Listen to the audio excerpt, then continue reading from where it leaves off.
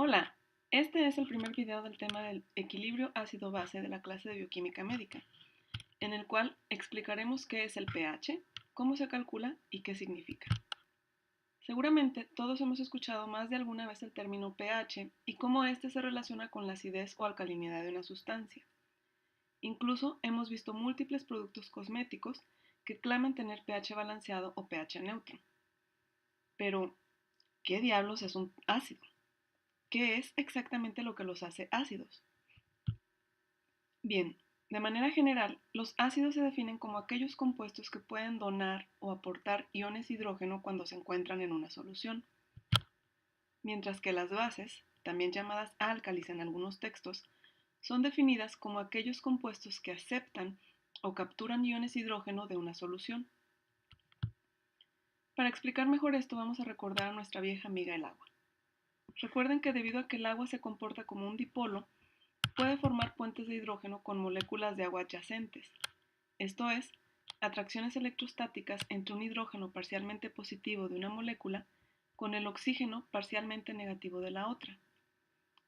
Aunque los puentes de hidrógeno son interacciones poco estables, en ocasiones la atracción entre el hidrógeno de una molécula y el oxígeno de la otra es tal que el hidrógeno se separa y se une a la otra molécula, lo cual conduce a la formación de dos iones, el ion hidronio, que ha ganado un hidrógeno y tiene carga positiva, y el ion hidroxilo, también llamado oxidrilo o simplemente OH, que ha perdido un hidrógeno y tiene carga negativa.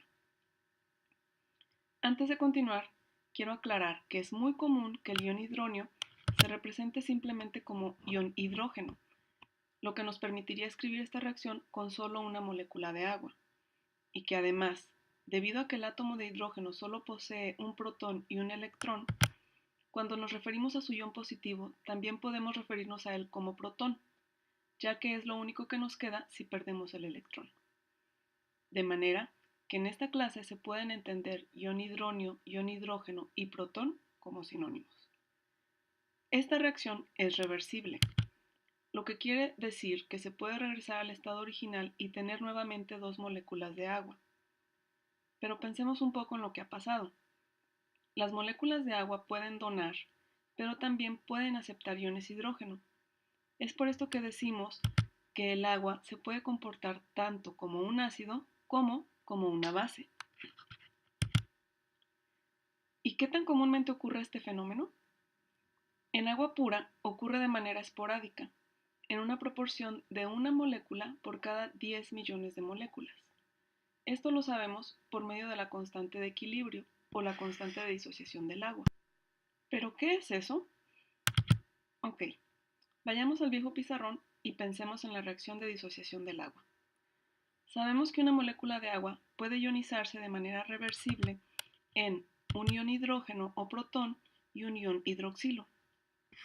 La ecuación de la constante de equilibrio del agua se escribe entonces como cualquier otra constante de equilibrio, y esto es, con la multiplicación de las concentraciones de los productos, en este caso los iones hidrógeno e hidroxilo, divididos entre la concentración de los reactantes, en este caso el agua.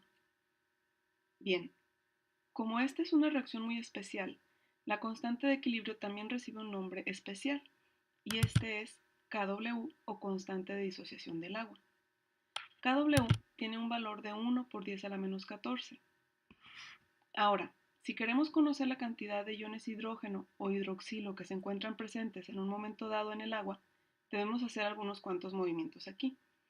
En primer lugar, debido a que la masa de los iones H y OH es tan pequeña en comparación con la masa total del agua, podemos considerar que el agua es pura y por lo tanto podemos eliminar el término de la concentración del agua de la ecuación, pues las sustancias puras no tienen concentración y no se consideran en las ecuaciones de equilibrio.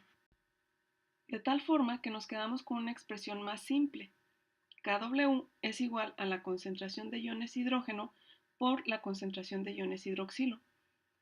Si sustituimos el valor de Kw en la fórmula, obtenemos que el producto de las concentraciones de H y OH es igual a 1 por 10 a la menos 14.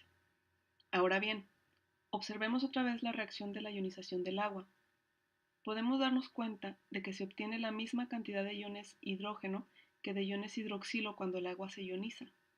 Por lo tanto, podemos simplificar aún más la ecuación diciendo que 1 por 10 a la menos 14 es igual al cuadrado de la concentración de iones hidrógeno.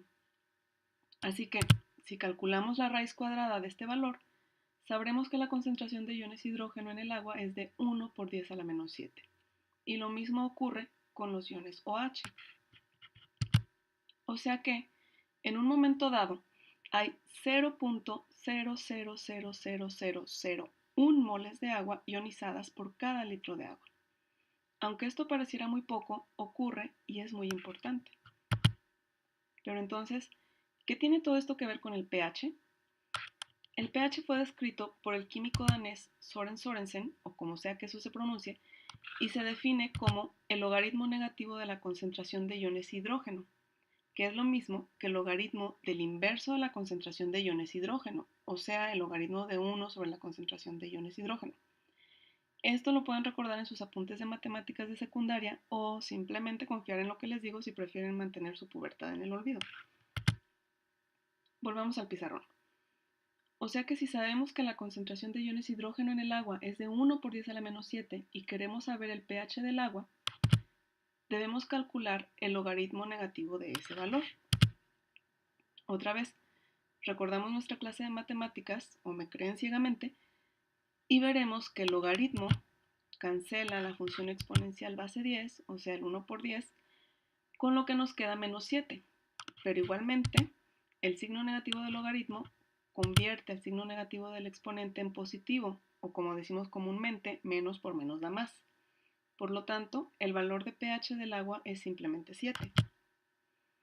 Debido a que el agua se disocia en la misma cantidad de iones de hidrógeno que de iones de hidroxilo, se dice que es neutra, y de aquí surge la escala del pH. La escala del pH va de 0 a 14, donde los números menores a 7 se consideran pH ácidos y los números mayores a 7 indican pHs básicos. En un sentido estricto, el pH neutro es únicamente el pH de 7, pero para fines prácticos se considera un rango que puede ir de 6 a 8. Sin embargo, es importante mencionar que los sistemas biológicos tienen requerimientos de pH muy estrictos y por lo tanto esta última regla no siempre es aplicable en este escenario. Pero debemos tener mucho cuidado con el pH, ya que debido a que en el cálculo del pH se utiliza el logaritmo negativo, las cosas son al revés. Es decir, un pH bajo significa una alta concentración de iones hidrógeno y por lo tanto mayor acidez, mientras que un pH alto significa una baja concentración de iones hidrógeno y por lo tanto menor acidez o mayor basicidad. Entonces, ¿cuál es el sentido de poner todo al revés y utilizar pH en vez de utilizar directamente la concentración de iones de hidrógeno? Bien, aquí vemos las concentraciones de iones de hidrógeno de algunas sustancias como el agua, el plasma sanguíneo y una orina promedio. Podemos notar que son valores exageradamente pequeños, lo cual complica su comparación e interpretación. Pero si calculamos los valores de pH de estas sustancias, obtenemos números que son mucho más sencillos de manejar. Pero una vez más, debemos ser muy cuidadosos. La escala de pH es logarítmica, no aritmética. Es decir, que cada que el pH cambia en una unidad, la concentración de hidrógeno ha cambiado no en una, sino en 10 unidades.